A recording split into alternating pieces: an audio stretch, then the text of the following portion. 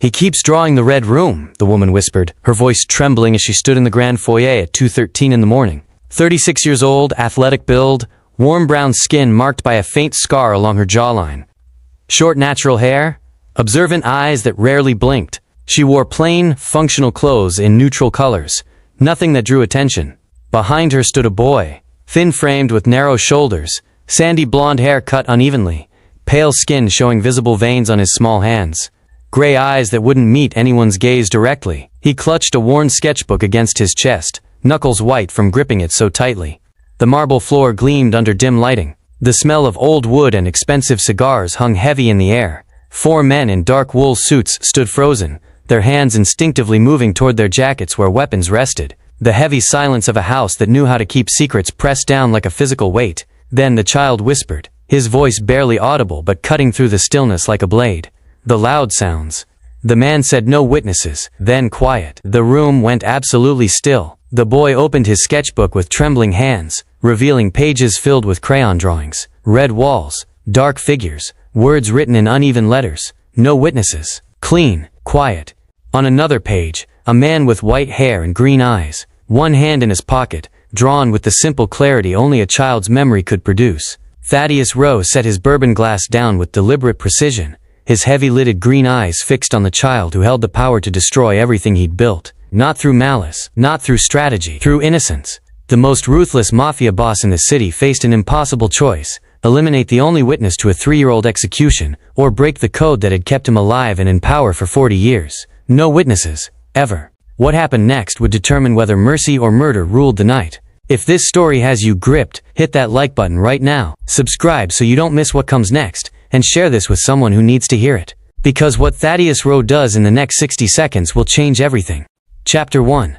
Thaddeus Rowe set his glass of bourbon down on the oak-side table, with the precision of a man accustomed to controlling everything within his reach. He rose slowly from the leather wingback chair, each movement deliberate, his heavy-lidded green eyes never leaving the small boy in the foyer. At 58, with thick white hair and a dark wool suit that fit like armor, he'd learned that patience was often more intimidating than rage. Gideon Pike stepped forward from the shadows, lean and angular with eyes like chipped ice. He leaned close to Thaddeus, his voice barely above a whisper. "Boss, that's Calla Mercer, former staff at the Riverside Club. She was on cleaning rotation 3 years ago." He paused, and the weight of what came next settled over the room like fog. The night of the Castellano sanction, Thaddeus walked toward the woman and child with slow, measured steps that made the marble floor sound like a judge's gavel. Each footfall echoed through the foyer, a countdown to judgment. The boy heard the footsteps and his small body went rigid. Both arms tightened around the sketchbook, his head tilting down as if he could make himself disappear into the floor itself. Thaddeus stopped 2 paces away, close enough to see the child's pale hands trembling, far enough not to make sudden movements that might trigger panic. When he spoke, his voice was careful, measured, like a man approaching something wild and unpredictable. "You brought a child here," he said, not as a question, but as an observation weighted with unspoken threat. "At this hour. To my home." Calla Mercer didn't flinch. She met his heavy-lidded gaze with eyes that rarely blinked, steady and unflinching. "I brought what was left behind," she said quietly, her voice carrying the calm of someone who'd already made peace with whatever came next. 3 years ago. The Riverside Club. Private room. 2nd floor. She paused, holding his gaze. "The Castellano sanction. You remember." The temperature in the foyer seemed to drop 10 degrees. The 4 men in dark suits shifted, hands moving subtly toward concealed weapons. Everyone in that room understood exactly what she was saying. The Castellano sanction had been clean. 2 targets, both eliminated. Room sealed, bodies removed before dawn. Perfect execution, no complications, no witnesses. That was the code. That was always the code. "I remember," Thaddeus said, his voice dropping to something darker, more controlled. "And I remember that room was empty when my people left." Calla's hand rested gently on Elwood's shoulder, protective, but not possessive. "Not empty," she corrected softly. "He was behind the furniture, small enough to miss, quiet enough not to be noticed." She paused, letting that sink in. Until now, the boy lifted his head slightly, and for the first time, his gray eyes flicked toward Thaddeus. Not with recognition, not with fear, just with the distant, detached observation of a child who sees shapes and patterns instead of danger, who processes the world through a lens adults can't access. "Red room," Elwood whispered, his voice flat and factual, like he was describing a picture in a book. Loud sounds. Man said words. He opened his sketchbook with both hands, holding it up so Thaddeus could see. The page was covered in crayon drawings, red walls rendered in violent strokes, dark figures positioned with disturbing accuracy, and words written in uneven letters across the top. No witnesses. Clean. Quiet. Thaddeus stared at the page, his jaw tightened almost imperceptibly, but his expression remained controlled, unreadable, because this wasn't a threat from a rival. This wasn't blackmail from someone trying to gain leverage. This wasn't a business negotiation. This was a child who had seen everything, a child who remembered. Elwood turned to the next page. Another drawing, this one more detailed, more personal. A man with white hair and green eyes, one hand resting in his pocket, standing in the center of a red room. The proportions were childlike, the execution crude, but the details were unmistakable. It was Thaddeus, drawn from memory by someone who'd watched him give an order 3 years ago. Gideon moved closer, his hand inside his jacket now. Boss. Thaddeus lifted one finger, a silent command to stop. Gideon froze. Why did you bring him here? Thaddeus asked Kala, his voice colder now, the question pressing down like a stone. What exactly do you think this accomplishes? Kala looked him directly in the eyes, unflinching. Because he doesn't understand what he knows, she said. Because he doesn't know you're dangerous. Because every day, his drawings get more specific, more detailed. Sooner or later someone else is going to see them. Someone who will recognize what they're looking at. She paused, her voice softening slightly. I thought maybe you'd want to know that something was left unfinished. Before someone else finds out. You understand what you're asking me to do, Thaddeus said quietly, more statement than question. Kala shook her head. I understand what I'm not asking you to do, she replied. I'm not asking for money. I'm not asking for protection. I'm not threatening you. She looked down at Elwood, her hand still resting on his shoulder. I'm bringing back what you left behind 3 years ago. What you do with that, that's your choice. The boy turned another page in his sketchbook. Another drawing. 2 figures lying on the ground, red pools spreading beneath them. Above the image, written in a child's uncertain handwriting. They stopped moving. Then quiet. Thaddeus stood silent for a long moment, his green eyes fixed on the small, trembling boy who held the power to destroy everything he'd built. Not through malice, not through cunning, not through strategy. Through innocence. Through the simple act of remembering what he'd witnessed, and trying to make sense of it, the only way an 8-year-old knew how. Through pictures and patterns, and the fragments of words that had burned themselves into his young mind. He doesn't know my name, Thaddeus said quietly, more to himself than to Kala. No, she agreed. But he knows your voice, and he'll keep drawing until someone else recognizes it. Thaddeus was silent for another moment, calculating, weighing, measuring the threat against every instinct that had kept him alive and in power for 4 decades. Then he spoke, his voice deep and final, like a door closing. No one leaves this house tonight. Not you, not the boy, not until I decide what this is. He turned to Gideon and the other men. Put them in the east wing, guards on every door. No one speaks to them, no one approaches them, without my direct permission. Understood? Gideon nodded, though his expression showed clear disapproval. Understood, boss. As Kala and Elwood were escorted toward the stairs, the boy looked back over his shoulder one final time. His gray eyes found Thaddeus standing in the foyer, and for just a moment, something passed between them. Not understanding, not recognition, but the faint awareness that their fates had just become tangled in ways neither could predict. Because in a world where power was absolute, violence was controlled, and witnesses never survived, a child who didn't understand danger had just become the most dangerous thing alive. Chapter 2. 3 years earlier. The Riverside Club at 11:47 p.m. on a Thursday night when the autumn rain hammered against the windows like fists demanding entry. The private second-floor room smelled of old leather, cigar smoke, and the particular kind of fear that came from knowing death had arrived and wouldn't be negotiated with. Red velvet wallpaper absorbed what little light the antique lamps provided. Heavy curtains blocked the windows. The door, solid oak, locked from the inside. 2 men knelt on the Persian rug, hands zip-tied behind their backs, mouths gagged with cloth. The Castellano brothers, Vincent, 41, and Marcus, 34. Vincent's face showed the bruises from the initial capture, his left eye swollen shut. Marcus was cleaner, younger, his eyes wide with the kind of panic that comes from not understanding why this was happening. Thaddeus Rowe stood before them in a charcoal suit, hands in his pockets, his expression as cold and immovable as granite. Gideon Pike flanked his right side, weapon already drawn. 2 other enforcers stood by the door, their faces hidden in shadow. Vincent Castellano, Thaddeus said, his voice carrying the weight of absolute authority. You've been selling our shipping manifest to the Kozlov family. 6 months of information. 14 compromised shipments. 3 of my men arrested, because you couldn't keep your mouth shut when they offered you money. Vincent's muffled protests came through the gag, but Thaddeus didn't acknowledge them. Marcus Castellano, Thaddeus continued, turning his green eyes to the younger brother. You knew what Vincent was doing. You had opportunity to report it. You chose family loyalty over organizational loyalty. Vincent's muffled protests came through the gag, but Thaddeus didn't acknowledge them. Marcus Castellano, Thaddeus continued, turning his green eyes to the younger brother. You knew what Vincent was doing. You had opportunity to report it. You chose family loyalty over organizational loyalty. Marcus's eyes filled with tears. He shook his head desperately, trying to speak through the gag, but the words were incomprehensible. Thaddeus withdrew his hands from his pockets and stepped back, giving Gideon space. You know what happens to traitors. It wasn't a question. It was a statement of natural law, as inevitable as gravity. Gideon raised his weapon, a suppressed .45 caliber pistol that would sound like a cough rather than a gunshot. The other 2 enforcers moved into position, ensuring no escape, no last-minute heroics.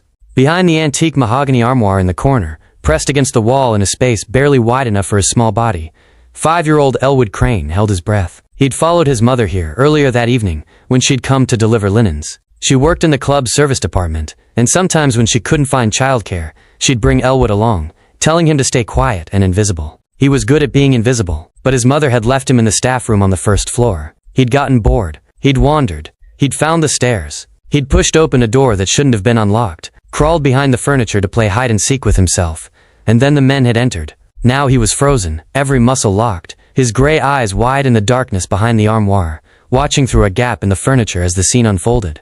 The first shot, Vincent's body jerked and fell sideways. The sound, not loud like in movies, but a sharp mechanical thwip that made Elwood flinch. Marcus screamed through his gag, the sound muffled and animal. The second shot, Marcus's head snapped back, and then he was still. Silence. Thaddeus looked down at the bodies, with no expression, no emotion, just the cold assessment of a job completed. No witnesses, he said quietly to Gideon. Clean, quiet. Gideon nodded. What about the staff? Calla Mercer is on cleaning rotation tonight. She's been with us for 2 years. Reliable. She knows what she's seeing, and what she's not seeing. Understood. The men left, their footsteps fading down the hallway. The door clicked shut, the lock engaged. Elwood stayed behind the armoire for 3 hours, too terrified to move, too young to understand what he'd witnessed, but old enough to know it was bad. So bad that his body wouldn't obey when his mind told it to run. When Calla Mercer entered at 3:15 a.m. with her cleaning supplies and cart, she expected to find what she always found after these particular jobs: a room that needed to be sanitized, evidence that needed to disappear, and the kind of silence that came from being very good at not asking questions. What she didn't expect was the small sound from behind the armoire. A whimper, barely audible. The sound of a child who'd been holding terror inside for so long it was leaking out in small, broken pieces. Calla set down her spray bottle and moved carefully toward the furniture. She pulled the armoire away from the wall, just enough to see. A little boy, sandy blonde hair, gray eyes like windows into shock, skin so pale it looked translucent. He was curled into himself, shaking, his small hands covering his ears even though the loud sounds had stopped hours ago. Oh God, Calla whispered. She looked at the bodies on the floor. One of them her younger brother Marcus, the other his guilty older brother who'd dragged him into this mess. She looked at the child who'd witnessed it all. And in that moment Calla Mercer made a choice that would change 3 lives forever. She lifted Elwood into her arms, wrapped him in her cleaning smock to hide him, and carried him out of the Riverside Club through the service entrance. She didn't report it. She didn't tell anyone. She took him home, and when he couldn't speak for 3 days, just stared at walls and trembled, she decided he would stay. Present day. Thaddeus's study. 2:47 a.m. Calla stood across the desk from Thaddeus, Gideon looming behind her like a promise of violence. Elwood sat in a chair by the window, sketchbook open, drawing with mechanical precision, as the adults talked about him like he wasn't there. He was small enough to miss, Calla said, her voice steady despite the weight of what she was revealing. Quiet enough to overlook, young enough that you assumed he'd forget. She paused, her eyes meeting Thaddeus's without flinching. Except he didn't forget. Thaddeus leaned back in his leather chair, fingers steepled beneath his chin. Why didn't you report it? 3 years ago, when you found him. You could have told us. We would have handled it, Calla repeated, the words bitter. You mean you would have killed a 5-year-old child to protect your secret? Thaddeus didn't deny it. That's how this world works. You know that. You've known that for years. I know, Calla said quietly. That's why I took him instead. Elwood turned a page in his sketchbook. Without looking up, he began drawing again, the room layout with disturbing accuracy. The Persian rug, the red wallpaper, the antique lamps positioned exactly as they'd been. 2 figures on the floor, other figures standing. Thaddeus watched the drawing take shape, and something cold settled in his chest. "Show me the rest," he commanded. Calla took the sketchbook from Elwood gently, and brought it to the desk. She laid it open and began turning pages. The sequence was all there. Every detail. The way Vincent had been kneeling, the angle of his body when he fell. Marcus beside him, younger, tears visible, even in crayon form. The standing figures, 3 of them, one taller than the others with white hair. The positioning of the furniture. The door. The window. The exact layout of a room Elwood had seen once, for 3 hours, when he was 5 years old. Photographic memory, Thaddeus said quietly, not a question. "We didn't know at first," Calla admitted. He didn't speak for months. Just drew. Over and over. The same scenes, the same figures. It took me a year to realize he wasn't drawing from imagination. He was drawing from memory, perfect memory. She turned to another page. This one showed a sequence, frames like a comic strip. First frame, 2 men alive. Second frame, loud sounds, drawn as jagged lines. Third frame, men on ground. Fourth frame, quiet, drawn as smooth lines. Beneath each frame, Elwood had written words in his uncertain child's handwriting, phonetically spelling what he'd heard. "You know what happens to traitors. No witnesses. Clean, quit." Thaddeus felt something he rarely experienced. Genuine unease. This wasn't a rival trying to gain leverage. This wasn't a witness who could be intimidated or bought. This was a child whose brain had recorded everything with the precision of a camera, who was now processing that trauma the only way he knew how, through art that would eventually, inevitably, expose everything. "You assumed he was too young to understand," Calla said, closing the sketchbook.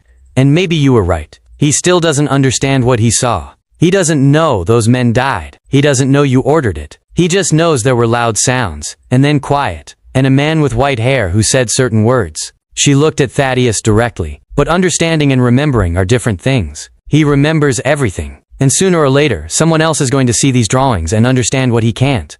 Thaddeus stood slowly, walking to the window where Elwood sat. The boy had started a new drawing. This time, a simple scene of a room with red walls. No bodies yet. Just the room, waiting to be filled with memory. "How long?" Thaddeus asked quietly, "before he draws something someone else recognizes?" "He already has," Calla said. "Last month, he drew the Riverside Club's exterior. Perfect detail. A woman at the community center where he goes for art therapy recognized it. Asked where he'd seen it. I told her he'd seen a photograph." Thaddeus turned, his heavy-lidded eyes fixing on Calla. "You brought him here to force my hand." "I brought him here to give you a choice," Calla corrected. "Before that choice gets made for you." In the chair by the window, Elwood continued drawing, his small hands moving, with the mechanical precision of someone recreating a scene burned into neural pathways he couldn't erase.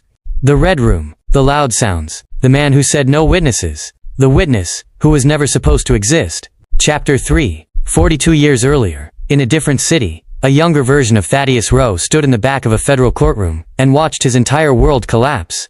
He was 16 years old, already running errands for the Morelli family, already understanding that the underworld operated on rules more absolute than any written law. His mentor, Vincent Morelli, sat at the defense table in an expensive suit that couldn't hide the reality of what was coming. On the witness stand sat a terrified accountant named Howard Chen, 43 years old, wire-rimmed glasses, hands shaking as he identified Vincent as the man who'd ordered the execution of a rival crew boss. "He said it right in front of me," Howard testified, his voice barely audible. "He said, 'Take care of Dominic Russo. Make it clean.' I was doing the books in the back office. I heard everything." Vincent's lawyer objected, argued, tried to discredit. But the damage was done. The accountant had been in the room. He'd heard the order. He'd lived to testify. 3 weeks later, Vincent Morelli was sentenced to life without parole. Within a year, the entire Morelli organization had crumbled. Soldiers flipped, territories lost, decades of carefully built power demolished because one witness survived long enough to reach a courtroom. Young Thaddeus stood at Vincent's prison cell during the last visit, before transfer to federal prison. "You want to know what I learned?" Vincent said, his voice bitter. "Aged a decade in 3 weeks. It doesn't matter how careful you are, how smart, how powerful. One witness, just one, can destroy everything." The accountant should have been handled the night of the hit. Instead, we assumed he was too scared to talk. We assumed wrong. He gripped the bars, his knuckles white. You're gonna build something, Thaddeus. I can see it in you. When you do, remember this, no loose ends. Ever. A witness is a loaded gun pointed at your head. You don't negotiate with it. You don't assume it won't fire. You eliminate it before it has the chance. Thaddeus never forgot that lesson. For 40 years, he built his empire on one unbreakable principle. Perfect control, through perfect elimination. No witnesses, no exceptions, no mercy. It had served him well. Men feared him not because he was violent. There were plenty of violent men in their world, but because he was thorough. Absolute. Predictable in his ruthlessness. Until tonight, when an 8-year-old boy with a sketchbook had walked into his foyer and rendered that 40-year code meaningless. Present day, Thaddeus's study, 3:15 a.m. Gideon Pike stood across the desk, his lean frame rigid with barely contained urgency. 2 other senior enforcers, Marcus Webb and Thomas Dante, flanked him, their expressions equally grim. "Boss," Gideon said, his voice tight with controlled frustration. "He's a witness. The code doesn't have exceptions for age." Thaddeus said nothing, his heavy-lidded eyes fixed on the sketchbook Kola had left on his desk. The pages were still open to Elwood's drawings. The red room, the bodies, the words that should never have been remembered. Marcus Webb stepped forward, a bear of a man with scarred knuckles and a face that had seen too many fights. "With respect, we've eliminated threats for less than this. The kid saw a sanctioned hit. He's documenting it. Every day that passes, he's a bigger liability. He's 8 years old," Thaddeus said quietly. "And he'll be 9, then 10, then 15, Thomas Dante countered. His voice was measured, logical, the tone of someone presenting irrefutable facts. His memory isn't going to fade. Those drawings aren't going to stop. Sooner or later, someone connects the dots. A teacher, a therapist, a cop who's paying attention." Gideon leaned forward, placing both hands on the desk. "Boss, I was there that night. I pulled the trigger on Marcus Castellano. If that kid's drawings surface, if someone starts asking questions, it's not just you at risk. It's all of us, everyone who was in that room." "I'm aware," Thaddeus said. "Then you know what needs to be done." Gideon's voice dropped to something harder, colder. "In our world, witnesses don't retire. They don't age out of danger. They disappear before they can speak. That's been the rule for 40 years. You taught me that rule." Thaddeus looked up, meeting Gideon's eyes. "I did. So what's different now?" "I need time to think." "Boss, I said I need time." Thaddeus's voice didn't rise, but the command in it was absolute. "Put them in the East Wing, guards, on every door. No one talks to them without my direct permission. No one approaches them. No one makes a move. Is that clear?" The 3 men exchanged glances. The tension in the room was thick enough to cut. "How long?" Gideon asked. 24 hours, then I'll decide." 24 hours is 24 hours for that woman to make a call, to contact someone, too. "She won't," Thaddeus interrupted. "She came here knowing what it meant. She's not stupid. She knows running now would be signing both their death warrants. She's betting on something else." "What?" Thaddeus looked back down at the sketchbook. "She's betting I'll choose differently than I've chosen for 40 years. Marcus Webb shook his head. "Boss, with all respect, that's a bet she's gonna lose. We've built everything on that code. Mercy is weakness in our world. You show weakness with this, every rival in the city will smell blood." "I'm not showing weakness," Thaddeus said quietly. "I'm being strategic. Give me 24 hours to understand what we're dealing with. Then we move." The 3 men weren't satisfied, but they knew when Thaddeus had made a decision. They filed out, Gideon lingering at the door for a moment, his expression communicating clearly. This is a mistake. When the door closed, Thaddeus was alone with the sketchbook. He turned the pages slowly, studying each drawing with the careful attention of someone examining evidence. The room layout, perfect. The sequence of events, accurate. The details that no one should remember, all there, rendered in crayon by a child who'd been 5 years old and terrified. Then he found a page he hadn't seen before. Not the red room, not the bodies, not the execution. This drawing was different, softer. It showed a girl, maybe 8 or 9 years old, with long dark hair and a bright smile. The detail was remarkable for a child's drawing. The eyes were rendered with particular care, showing warmth, life, joy. Thaddeus's breath caught in his throat. He recognized the face, not because Elwood could have known who she was, but because her portrait hung on the wall behind his desk. A photograph he looked at every day, but rarely allowed himself to truly see. Iris, his daughter, dead 6 years from an illness that all his money and power couldn't stop. Beneath the drawing, in Elwood's uncertain handwriting, were 4 words that hit harder than any threat.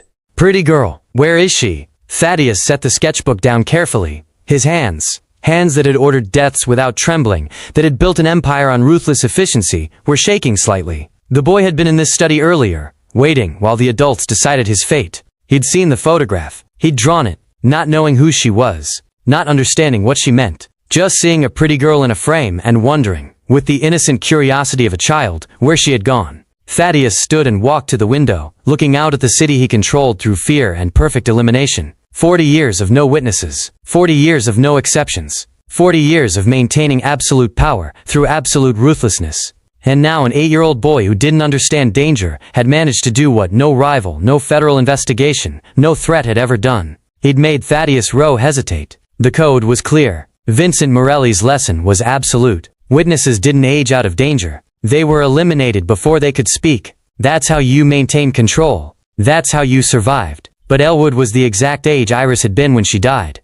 And in 40 years of perfect control, Thaddeus had never been able to control the one thing that mattered most. He couldn't save his daughter. All his power, all his ruthlessness, all his perfect elimination of threats had been useless against an 8-year-old girl's illness. Now he had the power to eliminate an 8-year-old boy. The question was whether doing so would prove his strength or his damnation. Outside his study door, Gideon Pike waited with the other enforcers, weapons ready, certain that when morning came, Thaddeus would give the order they all expected. Because in their world mercy wasn't just weakness, it was a death sentence. And Thaddeus Rowe hadn't built an empire by being merciful. Chapter 4. 4:30 a.m. The east wing had been secured, Elwood sleeping fitfully under guard while Calla sat awake in an adjacent room. Thaddeus had summoned her back to his study, and now she sat across from him in the leather chair, the sketchbook between them on the desk like evidence at a trial. "Why bring him now?" Thaddeus asked, his voice quiet but weighted with the kind of control that preceded violence. 3 years of silence, then this. At 2 a.m. To my home. Why? Calla met his gaze without flinching. She'd had 3 years to prepare for this conversation, 3 years to decide whether revenge or redemption mattered more. Because yesterday, a detective came to the community center where Elwood goes for art therapy. Thaddeus went very still. He was asking about the Riverside Club, said they're reviewing old cases, cold cases where evidence might have been overlooked. He saw Elwood's drawings on the wall. The teacher displays the children's art. He asked questions. What kind of questions? Where Elwood had seen that building, why he draws red rooms, whether anyone had talked to him about what the drawings meant. Calla's voice remained steady. I told him Elwood has developmental delays, that he draws from imagination, that the red is just his favorite color. The detective seemed satisfied. For now, Thaddeus repeated. It's only a matter of time before someone makes the connection. Before someone who knows what happened in that room sees these drawings and recognizes what they're depicting. She paused. I could have run, could have taken Elwood and disappeared. But running means living in fear forever. And I'm tired of being afraid. So you came here to do what exactly? Force my hand. Calla shook her head slowly. I came here to give you information I should have given you 3 years ago. She took a breath, and when she spoke again, her voice carried the weight of grief held in check for too long. One of the Castellano brothers was my younger brother, Marcus. Thaddeus's heavy-lidded eyes narrowed slightly. The room's temperature seemed to drop. This changed everything, and they both knew it. You cleaned the room that night, he said quietly, understanding dawning. You found the boy. You knew what had happened, and you said nothing. I cleaned my brother's blood off the floor, Calla corrected, her voice hardening slightly. I was told he'd betrayed you, that he deserved what he got, that he knew the consequences of his actions. She leaned forward. I believed it, for about 2 hours. Then I found a terrified 5-year-old child hiding behind furniture, and everything changed. How? Because if a child was there, the intelligence was wrong. Calla's eyes held his. You don't bring children to business meetings. You don't bring them to executions. My brother would never have exposed a child to that world. Which meant he didn't know what was going to happen. Which meant he was innocent. Thaddeus said nothing, but his jaw tightened almost imperceptibly. Calla reached for the sketchbook, turning to a page she'd marked earlier. Look at this. Really look. The drawing showed 2 figures kneeling. One was silent, head down. The other, rendered with more detail, more urgency in the crayon strokes, had his mouth open. Around his head, Elwood had drawn lines and words, the way children draw speech or sound. I didn't know. Vincent lied. I have information. Please. That's Marcus, Calla said quietly. Elwood drew what he heard. My brother was begging. He was offering information. He was claiming innocence, right up until the moment you had him killed. Thaddeus took the sketchbook, studying the drawing with new understanding.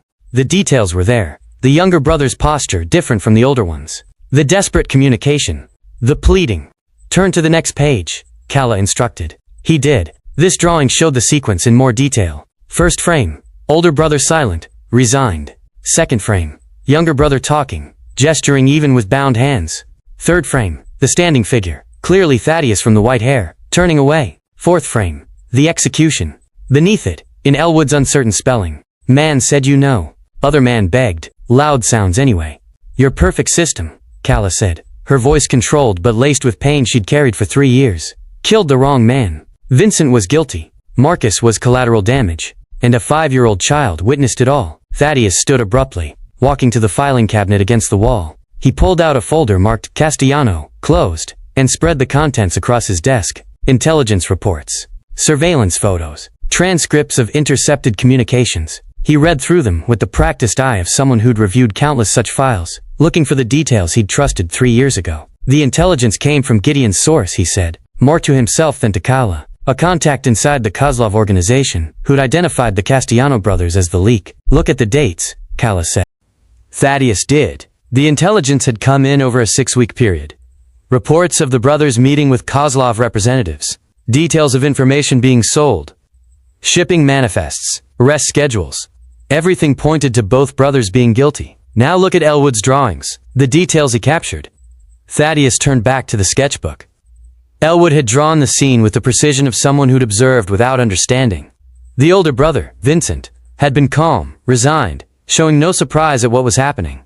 The body language of someone who knew he was guilty and had been caught. The younger brother, Marcus, had been different, frantic, confused, pleading. The body language of someone genuinely shocked by what was happening. Cross-reference the intelligence with what actually happened in that room, Calla said quietly. Not what you were told happened, but what Elwood saw. What a child with no reason to lie and no ability to fabricate recorded in perfect detail. Thaddeus sat down slowly, the pieces falling into place with horrible clarity.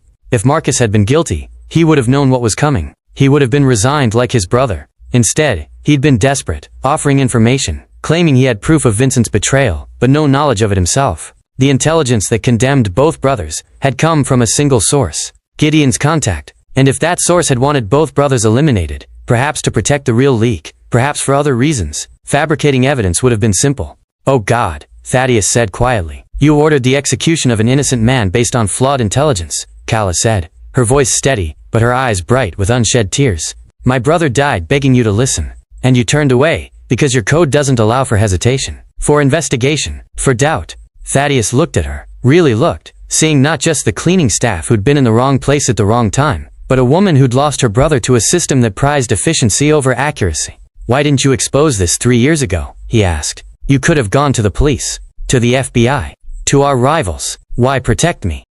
I didn't protect you, Calla corrected. I protected Elwood. If I'd exposed what happened, you would have eliminated us both before we could testify. So I stayed quiet. I took the child you left behind, and I raised him, and I documented everything, and I waited. For what? For the right moment. For leverage.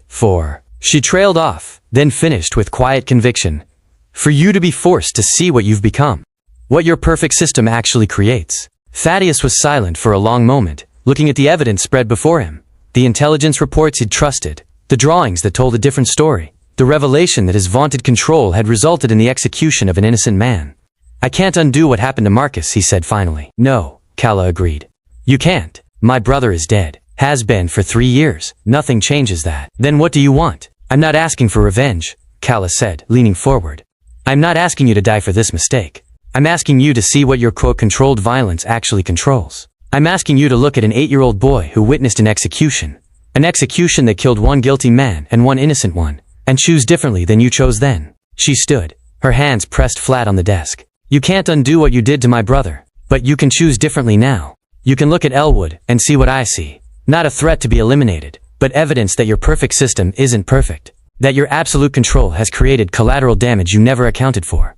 Thaddeus met her gaze, seeing in her eyes the grief, the rage, the exhaustion of 3 years spent protecting a witness while mourning a brother. Seeing too the challenge she was laying before him. You want me to spare the boy, he said. I want you to spare yourself, Calla corrected. Because if you kill an 8-year-old child to protect a secret about killing my innocent brother, what does that make you? And more importantly, she gestured to the photograph of Iris on his desk. What would it have made you in your daughter's eyes? The question hung in the air between them like smoke from a gun that had already been fired. Thaddeus looked at the evidence of his mistake, at the woman who'd lost her brother to his system, at the drawing of his dead daughter, rendered by a boy who was about to become another casualty of absolute control. And for the first time in 40 years, Thaddeus Rowe didn't know what the right choice was, because the code was clear, but so was the cost. Chapter 5, 5:47 a.m. The study was dark, except for the single desk lamp casting long shadows across the room. Thaddeus sat alone, bourbon in hand, staring at the photograph that had occupied the same spot on his desk for 6 years. Iris Rowe, 8 years old in the picture, frozen forever in a moment of pure joy. Dark hair pulled back in a ponytail, bright smiles showing the gap where she'd lost a front tooth. Eyes that held the kind of uncomplicated happiness only children possess. She wore a yellow sundress and held a dandelion she'd picked from the garden, offering it to the camera, to him, like it was the most precious gift in the world. 6 years since that photograph was taken. 6 years since she'd been alive. The bourbon burned going down, but Thaddeus barely noticed.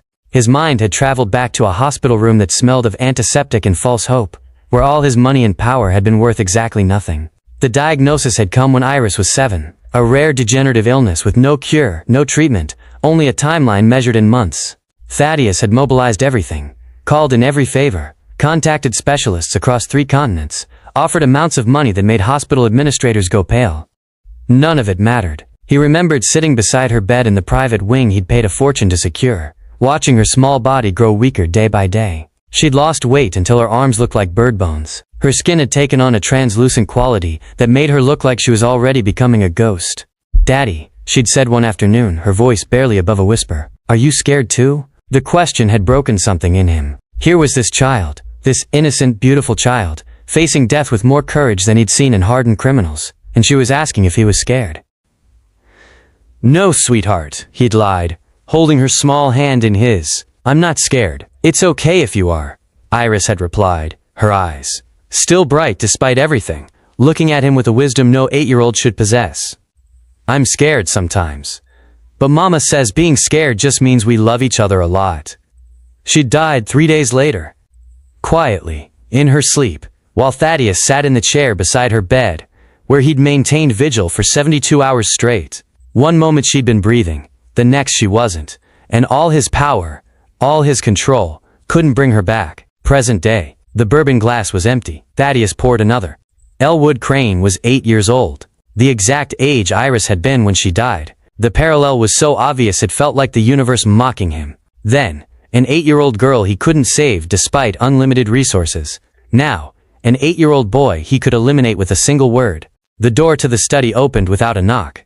Gideon Pike entered, his lean frame radiating the controlled urgency of a man who'd been waiting hours for a decision that should have taken minutes. "Boss," Gideon said, closing the door behind him, "we need to handle this tonight. Longer we wait, bigger the risk."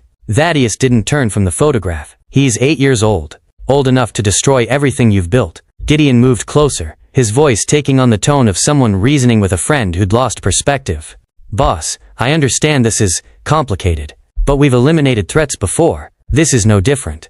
Isn't it?" "No." Gideon's voice was firm. "He's a witness. The code doesn't care about age. You taught me that. You taught all of us that." Thaddeus finally turned to face his enforcer. "I also taught you that intelligence matters, that we verify before we act, that controlled violence means controlling all the variables. We did verify. The Castellano brothers were leaking information. The evidence was solid." "Was it?" Thaddeus gestured to the sketchbook still open on his desk. "Because a child's drawings suggest otherwise. Suggest we killed an innocent man based on fabricated intelligence." Gideon went still. That's speculation, based on crayon drawings by a traumatized kid who doesn't understand what he saw." He understood enough to record it perfectly. Every detail, including details that prove Marcus Castellano was begging for his life, claiming innocence, offering information we never bothered to hear. "Boss, even if that's true, and I'm not saying it is, it doesn't change what needs to happen now. The boy is a witness. He has to be dealt with." Thaddeus looked at his enforcer, seeing the certainty in Gideon's eyes. The absolute conviction that the code was correct, that mercy was weakness, that an 8-year-old child was just another threat to be eliminated. Had he sounded like that once? That sure, that cold? "Give me 24 hours, Thaddeus said quietly. "Boss, 24 hours, Gideon, that's all I'm asking." Gideon studied him for a long moment, and Thaddeus could see the calculation happening behind those cold eyes. Was the boss going soft? Was this hesitation a sign of weakness? Would the organization respect a leader who couldn't make the hard choice? 24 hours. Gideon finally agreed. But after that, this gets handled. With or without your direct order. For the good of the organization. It was as close to insubordination as Gideon had ever come. A line crossed. A warning delivered. When the enforcer left, Thaddeus sat in silence for another moment, then stood and walked out of the study toward the east wing. The observation room adjacent to where Elwood was being held had a one-way mirror. Thaddeus entered quietly, standing in the darkness, watching the scene on the other side of the glass. Elwood sat cross-legged on the floor, sketchbook in his lap, drawing with the focused concentration children bring to activities that matter to them. The overhead light cast his shadow long across the carpet. His small hands moved the crayon with mechanical precision, left to right, building up layers of color, creating something from nothing. Calla sat in a chair nearby, a book open in her hands, reading aloud in a soft voice that barely carried through the glass. "Where are you going?" asked the little prince. "I am looking for people," said the merchant. "What does that mean?" "Tame." "It means to establish ties," said the fox. Elwood didn't look up from his drawing, but his hand movements synchronized with the rhythm of her voice, listening without appearing to listen, processing in his own way. Thaddeus watched them. This makeshift family built from tragedy, a woman reading to a child who'd witnessed her brother's murder, creating something gentle from something horrific. On the other side of that glass was brutal simplicity, a child who didn't understand danger, a woman who'd chosen protection over revenge, innocence that hadn't been destroyed by what it had seen, only transformed. On this side of the glass was complexity, the weight of 40 years of code, the ghost of a daughter who'd asked if he was scared, the reality that he'd built an empire on eliminating threats exactly like the boy sitting peacefully on that floor. Thaddeus looked at Elwood, really looked, and saw Iris in every small gesture. The way his tongue stuck out slightly when he concentrated, the way his feet bounced unconsciously as he drew, the complete absorption in the moment that only children achieve. I had all the power in the world, Thaddeus thought, and I couldn't save an 8-year-old girl. Now I have all the power, and I could destroy an 8-year-old boy. What does that make me? Elwood held up his drawing, showing it to Calla. Even through the glass, Thaddeus could see it clearly. Not the red room this time, but something different. A garden. Flowers. A girl in a yellow dress holding a dandelion. "Who is she?" Calla asked gently. Elwood's response was barely audible, but Thaddeus read his lips. "Pretty girl from the picture." "Where is she?" He'd drawn Iris, from the photograph in the study. From memory, after seeing it once, while waiting to learn if he would live or die. And he'd made her beautiful, peaceful, alive on the page in a way she'd never be anywhere else. Calla looked toward the one-way mirror. She couldn't see through it, but somehow she knew Thaddeus was there, watching. Her expression was complex. Grief for her brother, determination to protect the child, and something else. A challenge. A question. Who are you going to be? The man who controls through fear, or the man who could have been scared with his daughter but chose to lie instead? Thaddeus turned away from the glass, walking back toward his study. Dawn was breaking over the city, light filtering through the windows, illuminating the empire he'd built on absolute control. Behind him, in a secured room, an 8-year-old boy drew pictures of gardens and pretty girls in red rooms, not understanding that his existence was a referendum on everything Thaddeus had believed for 40 years. And for the first time since Iris died, Thaddeus Rowe felt something he'd thought he'd buried with her: fear. Not of death, not of rivals, not of the FBI, or exposure or the collapse of his organization. Fear of becoming the kind of man who could look at a child drawing flowers and see only a threat to be eliminated. Fear that the code he'd lived by had already turned him into that man. And fear that choosing differently now, showing mercy when mercy had never been an option, would prove he'd been wrong for 40 years. The bourbon bottle was still on his desk. The photograph of Iris still watched him with bright eyes that would never age. And somewhere in the East Wing, a boy who was exactly her age when she died, kept drawing, kept remembering, kept existing, as living proof that Thaddeus's perfect control was an illusion. 24 hours. That's all the time left before the code demanded its price. And Thaddeus still didn't know which choice would prove he was the father Iris had deserved, or the monster Calla accused him of being. Chapter 6. The next night, 11:43 p.m. Gideon Pike sat in a back room at a warehouse on the south side. 3 of his most trusted enforcers gathered around a scarred wooden table. Marcus Webb, Thomas Dante, and Joseph Cross, men who'd served the organization for years, men who understood the code. "The boss has gone soft," Gideon said, his voice low and certain. 24 hours to make a decision that should have taken 24 seconds. "We all know what needs to happen. If he won't do what's necessary, we will." Marcus Webb, the bear-like enforcer with scarred knuckles, nodded slowly. "You're talking about going against a direct order." "I'm talking about protecting the organization," Gideon corrected. "The boss taught us the code. No witnesses. No exceptions. He's violating his own rule because of some misplaced sentiment about a child. That kind of weakness gets people killed, gets us killed. Thomas Dante leaned forward. What are you proposing? We eliminate both of them tonight. The woman and the boy. Make it look like a rival family attack. Kozlov or the Benedetti crew, doesn't matter. The boss wakes up to find the problem solved. The organization stays protected. We maintain the code. Joseph Cross, the youngest of the group at 32, looked uncertain. If the boss finds out we acted without authorization, he'll thank us, Gideon interrupted. Once he sees reason again. Once he remembers that sentiment is a luxury we can't afford. He met each man's eyes in turn. We do this clean. We do this quiet. And we do it tonight while the boss is struggling with his conscience. The three men exchanged glances, then nodded. 40 years of code was too important to abandon, because their boss had developed a soft spot for a child. 2:17 a.m. The east wing was quiet, except for the soft sound of guards changing positions. Gideon and his three enforcers moved through the darkened hallways with weapons drawn, suppressed pistols held in practiced grips. They'd disabled the security cameras along this corridor, a 30-second window before anyone noticed the blind spot. 30 seconds was all they needed. They approached the room where Kala and Elwood were being held. Two guards stood outside, men loyal to the organization, but not privy to what Gideon was about to do. The boss wants them moved, Gideon said quietly, showing the guards a forged authorization. Rival intelligence suggests this location is compromised. The guards stepped aside. They'd been trained to follow orders without question. Gideon reached for the door handle. Inside the room, Kala's eyes snapped open. She'd been dozing in the chair beside Elwood's makeshift bed, but years of working in the Riverside Club had trained her to notice things others missed. The subtle change in the guards' voices outside, the sound of additional footsteps, the particular quality of silence that preceded violence. She moved fast, shaking Elwood awake. Get up, now, don't make noise. The boy woke confused, clutching his sketchbook instinctively. Kala dragged the heavy dresser in front of the door just as the handle turned. The door pushed inward an inch, then stopped against the barricade. Problem, came Gideon's voice from the hallway, no longer friendly, no longer pretending. Kala grabbed Elwood and moved them both into the bathroom, the only room with a secondary door. Her mind raced through the layout she'd memorized. The hallway, the exits, the places Thaddeus's personal guards would be stationed. The main door exploded inward as Gideon and his men forced it open, the dresser scraping across the floor. Then gunshots, suppressed but unmistakable. The sound of bodies hitting walls, but not from inside the room, from the hallway. Thaddeus's personal guards had been positioned on the floor above, monitoring through hidden cameras Gideon hadn't known about. When they saw the unauthorized approach, they'd moved into position.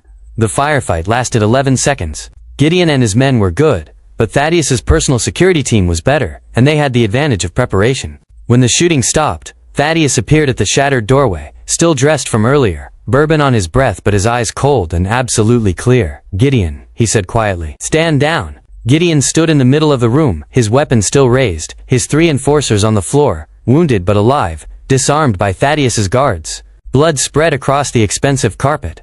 You're choosing a witness over the organization. Gideon's voice shook with controlled fury. Over everything we've built, 40 years of code, and you're throwing it away for what? For sentiment? For a child who could destroy us all? I'm choosing not to murder an 8-year-old boy, Thaddeus replied, his voice steady. If that's weakness, so be it. It's not weakness, Gideon snarled. It's suicide. You're committing organizational suicide, because you can't separate your dead daughter from this witness. That's not leadership. That's compromise. And compromise is how empires fall. Then maybe this empire needs to fall. The words hung in the air like a gunshot. Gideon's weapon, which had been pointed at the bathroom door where Kala and Elwood hid, slowly turned toward Thaddeus. Then you're no longer fit to lead, Gideon said quietly. The room froze. Thaddeus's personal guards had their weapons trained on Gideon, but the threat was clear. If they fired, Gideon would fire, and at this range, even dying, he wouldn't miss. Thaddeus stood unarmed, hands at his sides, facing down the enforcer he'd trained, the man who'd executed his orders without question for 20 years. Put the gun down, Gideon. Or what? You'll have your guards shoot me? You'll eliminate me the way you should have eliminated that witness? Or you'll prove you never understood the code at all. Behind Thaddeus, the bathroom door opened slowly. Elwood appeared in the doorway, small and fragile in oversized pajamas, clutching his sketchbook against his chest. His gray eyes were wide, taking in the scene with the detached observation of a child processing something he doesn't understand. Loud sounds again? He whispered. Thaddeus moved, not away from Gideon's weapon, but toward it. He stepped directly between the gun and the child, his body becoming a physical shield, his back to Elwood, his eyes locked on Gideon's. "If you want him," Thaddeus said quietly, "go through me." Gideon's hand trembled. The weapon was aimed at Thaddeus's chest. At this distance, he couldn't miss. One shot would end it, would prove the code mattered more than sentiment, would eliminate the weakness that threatened everything. But he couldn't pull the trigger, because for 40 years, Gideon Pike had been many things: enforcer, killer, loyal soldier, but he'd never been a Kingslayer. He'd never been the man who murdered his boss, the man who'd trained him, the man who'd built the empire Gideon claimed to be protecting. "Boss," Gideon said, his voice breaking slightly, "don't make me do this." "I'm not making you do anything," Thaddeus replied. "You're choosing, just like I'm choosing. The difference is, I'm choosing to protect an innocent. You're choosing to murder him, so choose, Gideon. Pull that trigger, or put the weapon down." The standoff lasted 10 seconds, that felt like 10 years. Then Thaddeus's personal guards moved, fast, and coordinated.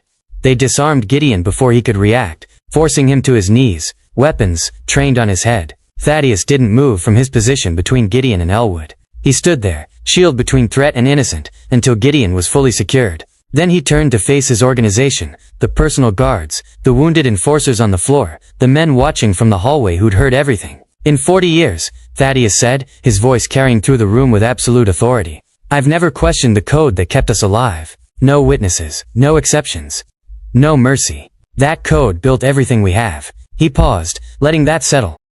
"Tonight, I'm questioning it. Because that code also killed an innocent man 3 years ago. Because that code would have me murder an 8-year-old child. Because that code has turned us into the kind of people who see a boy with a sketchbook as a threat more dangerous than our rivals." He looked at each man in turn. "So here's the new code. The child lives.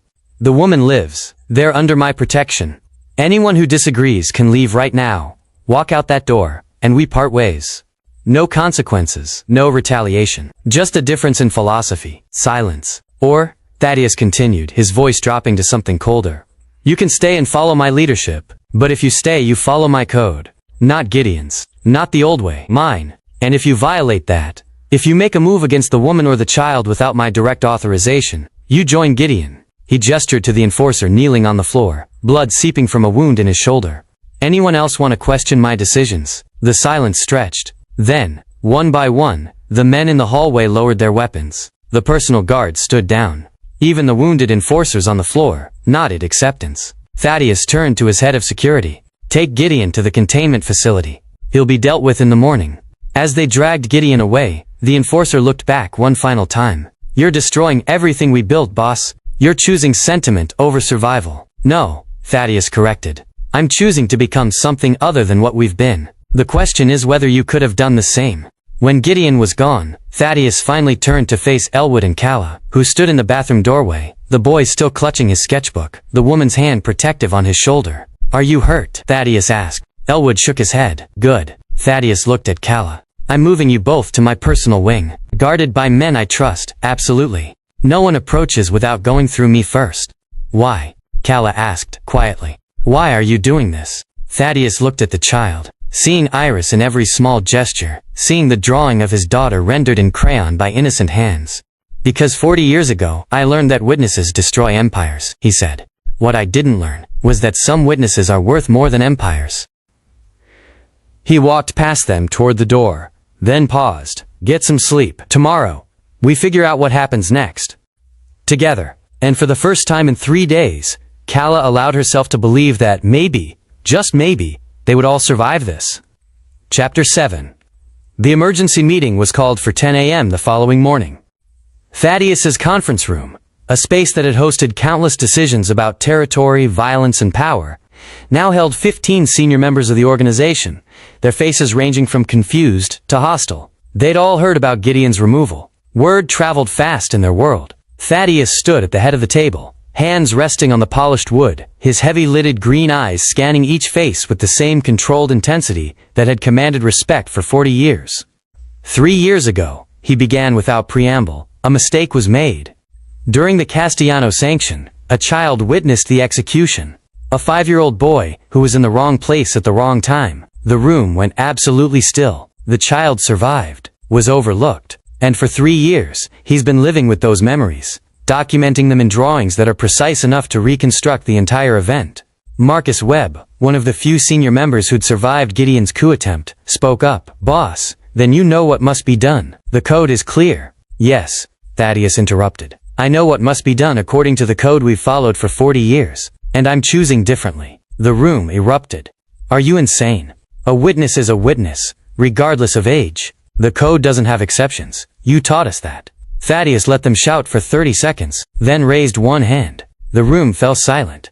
Not because they'd stopped being angry, but because 40 years of conditioning taught them to obey that gesture. "We built our power on eliminating threats," Thaddeus said quietly. "On perfect control. On the principle that witnesses don't survive. That code kept us alive, kept us powerful, kept us feared." He paused, looking at each man in turn. "But an 8-year-old boy with crayons isn't a threat. He's a mirror. And when I look at what he's showing me, what we've become, what our perfect control actually creates, I don't like what I see." Thomas Dante stood abruptly. "This is sentiment talking. You're compromised because the boy is the same age your daughter was." "Sit down, Thomas." The command in Thaddeus's voice was absolute. Dante sat. "You're right," Thaddeus continued. "The boy is the same age Iris was when she died. And yes, that matters. Because for the first time in 6 years, I'm being forced to ask myself, what would she think of the man I've become? What would she think of me ordering the execution of a child because it's convenient?" "It's not about convenience," another voice called out. "It's about survival." "Is it?" Thaddeus pulled out Elwood's sketchbook and opened it to the page showing Marcus Castellano's final moments, begging, claiming innocence, offering information. "This boy's perfect memory revealed something we missed 3 years ago. We executed an innocent man. Marcus Castellano was guilty of nothing, except having a traitor for a brother." The room went quiet again, but this time the silence was different. Uncertain. "Our perfect system," Thaddeus said, "killed the wrong man. And I'm expected to compound that mistake by killing the witness who proved it. By murdering an 8-year-old child to protect our reputation." He closed the sketchbook. "No, I'm choosing differently. The boy lives. The woman who protected him lives. They're under my protection. And anyone who disagrees," he gestured to the door, "can leave. Now, no consequences, no retaliation. Just a parting of ways." For a long moment, no one moved. Then Joseph Cross stood, the youngest enforcer from Gideon's group, wounded, but alive. He looked at Thaddeus with something like disappointment. "I can't follow this, boss. 40 years of code doesn't change because you feel guilty." He walked out. 2 more men stood and followed him. Thaddeus watched them go without expression. When the door closed, he turned back to the remaining 12. Anyone else? Silence. The men who stayed weren't necessarily convinced, but they were loyal, or smart enough to recognize that Thaddeus Rowe hadn't held power for 40 years by being weak, even when he appeared to be making a weak choice. Marcus Webb spoke up. "Boss, even if we accept this, and I'm not saying we all do, the rest of the city won't. Word's already spreading. The Benedetti family sent a message an hour ago." He slid a piece of paper across the table. Thaddeus picked it up and read. "Heard you've got a witness problem. Happy to handle it for you. Professional courtesy. No charge." The message was signed with the Benedetti family seal. Thaddeus crumpled the paper and pulled out his phone. He dialed a number from memory, put it on speaker. A voice answered after 2 rings. "Thaddeus, didn't expect to hear from you so soon." "Carlo," Thaddeus said, addressing the Benedetti underboss. "Thank you for your generous offer. I'm declining." "You're declining?" "The boy is under my protection. He and the woman both. Anyone who touches them touches me. And I think we both know what that means." There was a long pause on the other end. "You're declaring protection over a witness? That's unprecedented. So is executing an 8-year-old child. I'm choosing the unprecedented option. That doesn't make me a monster." "Thaddeus, with respect, this makes you look weak. Does it?" Thaddeus's voice hardened.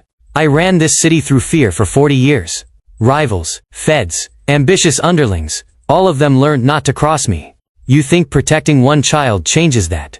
You think I'm suddenly vulnerable?" Silence. "Let me be clear, Carlo. Touch the boy, and I'll burn the Benedetti operations to the ground. Not because he's valuable. Because I said he's protected. And my word still means something in this city." He ended the call. The men around the table looked at each other, and Thaddeus could see the calculation happening. This wasn't weakness. This was something else. Something unpredictable. And unpredictability, in their world, was its own form of power. "What about the feds?" Thomas Dante asked. "Word is they're reviewing old Riverside Club incidents. If the boy's testimony surfaces." "It won't." Cala's voice came from the doorway. Everyone turned. She stood there with Elwood beside her, the boy clutching his ever-present sketchbook. Thaddeus hadn't invited them to this meeting, but he didn't object to their presence now. "Everything Elwood knows is documented," Cala continued. walking into the room with remarkable composure given she was facing a table of dangerous men, sealed with 3 separate lawyers. If anything happens to us, anything at all, it goes to federal authorities automatically. Complete testimony. Every drawing. Every detail. The room tensed. This was blackmail. Delivered calmly in front of witnesses. Thaddeus surprised everyone by smiling slightly. Smart. Insurance against exactly the kind of organizational pressure we're discussing. He looked at her. But unnecessary now. Is it?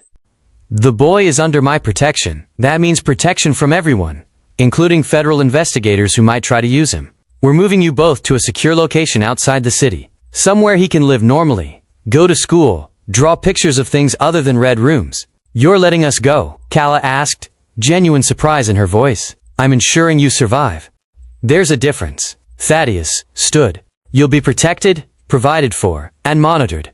Not as prisoners, but as people under my guarantee of safety. In exchange, those sealed documents stay sealed permanently. He looked at Elwood, who had been drawing quietly during the entire conversation. What are you drawing now? Elwood held up the sketchbook. The image showed 2 figures, one large, one small, standing side by side, not in a red room, not surrounded by violence, just standing together in an empty space, rendered in gentle blues and grays. Beneath the figures, in Elwood's uncertain handwriting, quiet together. Thaddeus stared at the drawing for a long moment.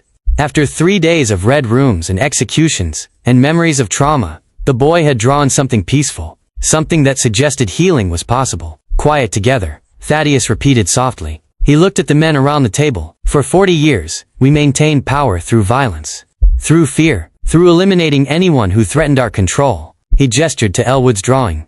An 8-year-old boy just showed me what happens when we choose quiet instead. When we choose protection instead of elimination. Marcus Webb shook his head. Boss, I respect you. Always have. But this is a gamble. You're betting that mercy makes you stronger. What if you're wrong? Then I'm wrong, Thaddeus said simply. And I'll deal with the consequences. But I'd rather be wrong about mercy than right about murdering a child. He looked at each man in turn. You think protecting him makes me weak? I ran this city through fear for 40 years. Every rival who challenged me learned what happens when you cross Thaddeus Row. Every witness who threatened exposure disappeared. Every loose end was eliminated. His voice hardened. Let's see what I can do with something different. Let's see what happens when people learn that I'm not just the man who eliminates threats, but the man who keeps his word about protection. You want to test me? Go ahead. Try to touch the boy. See if I've gotten soft. See if mercy makes me vulnerable. The challenge hung in the air, not just to the men in the room, but to every rival family, every ambitious underling, everyone who might see this as weakness. Meeting's over, Thaddeus said. You're either with me, or you're out. But if you're out, you leave the city. Because I won't have people undermining this decision from inside my organization. The men filed out slowly, some with clear reservations, others with thoughtful expressions, all of them understanding that something fundamental had changed. When the room was empty except for Thaddeus, Kala, and Elwood, a long silence fell. Why? Kala asked quietly. Really? Why are you doing this? Thaddeus looked at the drawing again. Quiet together. 2 figures finding peace in an empty space. Because my daughter asked me if I was scared, he said. And I lied to her. Told her I wasn't. But I was terrified. Terrified of losing her. Terrified of being powerless. He met Kala's eyes. I spent 40 years making sure I'd never be powerless again. Building control. Eliminating threats. And it still didn't save her. So maybe power isn't about controlling everything. Maybe it's about choosing what matters. Elwood looked up from his drawing. The pretty girl. She's not coming back. No, Thaddeus said gently. She's not. That's sad. Yes, it is. Elwood turned to a new page and began drawing again. This time, flowers. Simple, childlike flowers that had no connection to trauma or memory or red rooms. Just flowers. And somehow, that felt like the most powerful thing Thaddeus had seen in 40 years. Epilogue. 3 years later, the countryside estate sat 20 miles outside the city, surrounded by rolling hills and old oak trees that had witnessed centuries pass without judgment. The property was modest by Thaddeus's standards. A 2-story house with a wraparound porch, a barn converted into an art studio, and gardens that Elwood tended with the same focused attention he'd once given to drawing red rooms. Elwood Crane was 11 now, taller but still thin. His sandy blonde hair longer and sun-streaked from spending hours outside. The gray eyes that once held distant detachment now showed the cautious engagement of a child learning to trust the world again. Thaddeus's car pulled up the gravel driveway at 2 p.m. on a Saturday, the same time he'd visited every month for 3 years. He stepped out carrying a box of art supplies, professional-grade materials this time, not the crayons and sketchbooks of a traumatized child, but tools for someone developing real talent. Calla met him at the door. At 39, she'd transformed from the cleaning staff who'd hidden terror behind observation into something formidable. She ran security for Thaddeus's legitimized operations now, the real estate developments, the consulting firms, the investments that had slowly replaced the criminal enterprises. Her job wasn't muscle or intimidation. It was ensuring thorough background checks, verifying intelligence before action, making sure no more mistakes like her brother ever happened again. "He's in the studio," she said, taking the box. "Been working on something all week. Won't show me. Says it's for you." Thaddeus nodded and walked through the house. Comfortable furniture, children's books on shelves, photographs on the walls showing Elwood at various ages, smiling in ways he'd never smiled in those first terrified months. Normal childhood captured in frames. The studio smelled of paint and wood and creativity. Elwood stood at an easel, working on a canvas with watercolors, his back to the door, completely absorbed. "Hello, Elwood?" Thaddeus said quietly. The boy turned, and a genuine smile crossed his face. "You came. I always come. I know. That's why I finished this." Elwood gestured to the canvas. It showed a landscape, the hills surrounding the estate, rendered with remarkable skill for an 11-year-old. The colors were vibrant, alive, showing a world of beauty rather than trauma. No red rooms. No dark figures. No memories of violence. Just a place where someone had learned to feel safe. "It's beautiful," Thaddeus said, meaning it. "Do you want to see the others?" Elwood asked, walking to a portfolio leaning against the wall. He pulled out drawing after drawing. Animals from the nearby woods, flowers from the garden. Portraits of Calla reading, landscapes of places that existed only in his imagination. Each one showed a child processing the world through art, but now the processing was about understanding beauty instead of surviving horror. The red rooms were gone. "These are remarkable," Thaddeus said, studying a particularly detailed rendering of a fox. "You have real talent." Elwood looked up at him with those gray eyes that had once witnessed things no child should see. "You're the man from the loud place." Thaddeus went still. After 3 years, he'd wondered if Elwood's memories had faded, if the therapy and safety and normal childhood had buried the trauma deep enough to forget. "I am," he said quietly. Elwood nodded, processing this with the same careful observation he'd always had. "But now it's quiet." "Yes," Thaddeus replied, his voice catching slightly. "Now it's quiet." The boy turned to his easel and pulled out one more drawing, this one done recently in pencil, not watercolor. It showed 2 figures standing together in a garden, one tall, one small. The detail was careful, the positioning deliberate. Beneath it, in handwriting that had improved dramatically from the uncertain letters of 3 years ago, was a label, "The Man Who Chose Quiet." Thaddeus stared at the drawing, feeling something break open in his chest, something that had been locked tight since Iris died, since he'd decided that power meant controlling everything, and mercy meant weakness. "Can I keep this?" he asked. Elwood nodded. "I made it for you." Calla appeared in the doorway, watching the scene with an expression Thaddeus couldn't quite read. When Elwood returned to his painting, she gestured for Thaddeus to step outside. They stood on the porch, looking out at the property where an 11-year-old boy was learning to build a life from the pieces of childhood that trauma hadn't destroyed. "He doesn't remember you as the man who ordered it," Calla said quietly. "He remembers you as the man who could have ordered it again, and didn't." Thaddeus absorbed that, feeling the weight of what she was saying. Not absolution. He'd never deserved that for executing her innocent brother. But something else. Acknowledgement that choosing differently had mattered. "How is he really?" Thaddeus asked. "Good days and hard days," Calla admitted. "The therapy helps, the routine helps. Being somewhere he feels safe helps. He still has nightmares sometimes, but they're getting less frequent." She paused. "He's going to be okay. Maybe not completely undamaged, but okay." "And you?" Calla looked at him directly. "I'm doing the work you should have done 3 years ago. Making sure intelligence is verified. Making sure innocent people don't get caught in organizational crossfire. Making sure your new legitimate operations are actually legitimate. You're good at it. I learned from watching mistakes being made." Her voice carried old pain, but also purpose. "My brother died because someone didn't verify intelligence. I'm making sure that doesn't happen again. It doesn't bring him back, but it means something." They stood in comfortable silence for a moment. 2 people who'd found unexpected roles in each other's transformed lives. "The organization?" Calla asked. "Smaller, Thaddeus admitted. About half the size it was 3 years ago. Some left when I changed direction. Some when I started legitimizing operations. Some when they realized I was serious about the new code. But those who stayed did so by choice, not fear. And that makes them stronger, more loyal, more willing to build something that lasts beyond violence. He didn't mention Gideon. Didn't need to. Cullen had read the news reports 6 months after that night. A body found in the river, identified as a known enforcer. Death ruled as organizational cleanup. The old code still applied in some cases. Betrayal still carried consequences. But those consequences were selective now. Measured. Not the automatic elimination of anything that threatened control. The rival families? Cullen asked. Watching, Thaddeus said. Waiting to see if I've actually gone soft, or if this is a different kind of strength. A few tested it early on. They learned the same lesson everyone else did over 40 years. Crossing me still has consequences. But you're not the same man. No, he agreed.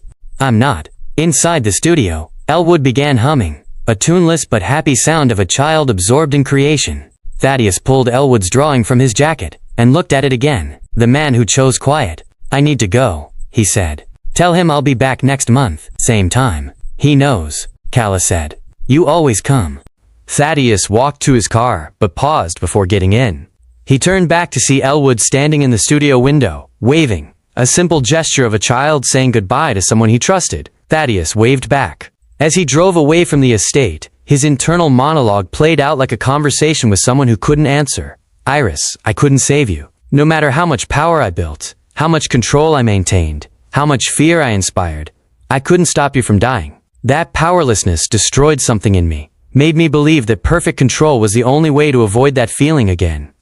But maybe I was wrong. Maybe power isn't about controlling everything. Maybe it's about knowing when to choose mercy over murder, protection over elimination, quiet over loud sounds. I saved Elwood, not because it was strategic, not because it benefited me, because choosing differently meant something, because an 8-year-old boy with a sketchbook showed me what I'd become, and I didn't like it. I couldn't save you, sweetheart, but maybe I saved him. Maybe that's enough. Maybe that's what you would have wanted. The drawing of the two figures in the garden sat on his passenger seat, a reminder that sometimes the hardest choices, the ones that change everything, are choosing not to act when action has always been your answer. In a world built on silence and controlled violence, mercy had been the loudest choice Thaddeus Rowe had ever made. And 3 years later, with his organization smaller but stronger, his operations legitimized but still powerful, his reputation transformed from feared to respected, he could finally say, it was the right choice.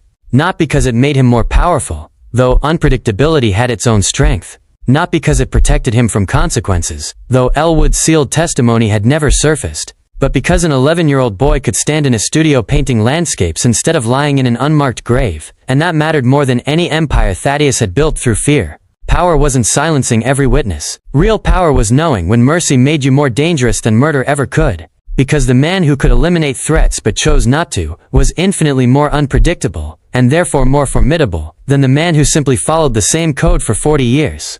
Thaddeus drove back toward the city, toward the organization that had learned to operate differently, toward a future built on something other than perfect control through perfect elimination. And in a countryside estate 20 miles away, a boy who'd witnessed horror at 5 years old painted flowers and landscapes and normal childhood things, healing one brushstroke at a time. The red rooms were gone from his work. The quiet had finally arrived. And that, more than any territorial victory or successful elimination, was Thaddeus Rowe's greatest accomplishment. Sometimes the innocent show us who we've become. Sometimes a child's crayon drawing is a more powerful mirror than any rival's gun. And sometimes the hardest choice, the one that changes everything, is choosing not to act when action has always been your answer. Thaddeus Rowe spent 40 years building power through fear. It took an 8-year-old boy 3 years to teach him that real power comes from knowing when mercy is stronger than murder. If this story moved you, hit that subscribe button, like this video, and share it with someone who needs to hear that choosing differently is always possible, even after 40 years of choosing wrong. Drop a comment and tell us, have you ever had to choose between what you've always done and what you know is right? What did you choose? Because in the end, we're all just one choice away from becoming someone different, someone better, someone who chooses quiet over loud sounds, someone who chooses mercy over murder. And that choice, that single, terrifying, transformative choice, changes everything.